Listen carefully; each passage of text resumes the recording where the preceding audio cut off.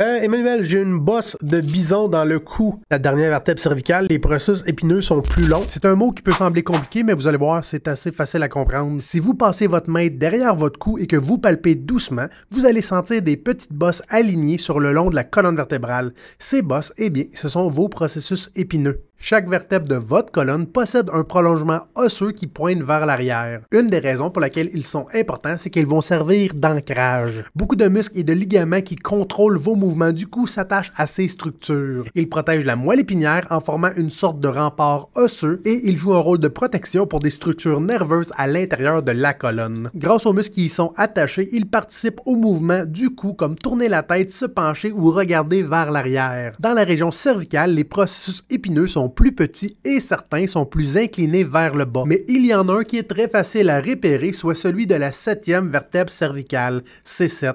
Si vous baissez la tête, c'est souvent la bosse la plus proéminente que vous allez ressentir à la base du cou. Et c'est celui-ci qui, pour beaucoup de personnes, est beaucoup plus proéminent et qui va donner l'apparence de cette bosse de bison. Ça peut être la posture, exemple, dans le sens où si le cou s'en va vers l'avant un peu, pour changer ça, ça prend beaucoup de renforcement au long terme. Un bon exercice, ça pourrait être, exemple, tu te mets les épaules sur le bord de ton matelas, la tête dans le vide, puis tu travailles tranquillement les rotations de chaque côté, puis les extensions et les flexions pour essayer de travailler la mobilité en extension du cou vers l'arrière. Fait que si tu te ramasses avec un trapèze qui est pas mal plus volumineux, par défaut, ça va moins paraître en soi.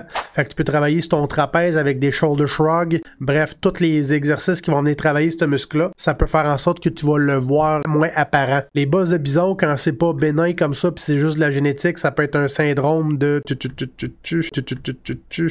Cushing syndrome, c'est ça ici, là, mais ça, c'est des désordres métaboliques. J'imagine que t'as clairement pas cette apparence-là, là. On va demander à ChatGPT de nous donner un petit historique là-dedans. Le syndrome de Cushing est diagnostiqué lorsqu'il y a une production excessive de cortisol, souvent due à une tumeur sur les glandes surrénales ou l'hypophyse. Le diagnostic se fait par des tests sanguins et urinaires pour mesurer le taux de cortisol. Le syndrome de Cushing porte le nom de Harvey Cushing, un neurochirurgien américain. En 1912, il a décrit pour la première fois cet ensemble de symptômes dus à une hyperproduction de cortisol. Cushing est considéré comme le père de la neurochirurgie moderne. La bosse de bison, ou buffalo hump, peut être un signe du syndrome de Cushing, mais elle n'est pas suffisante à elle seule pour le diagnostic.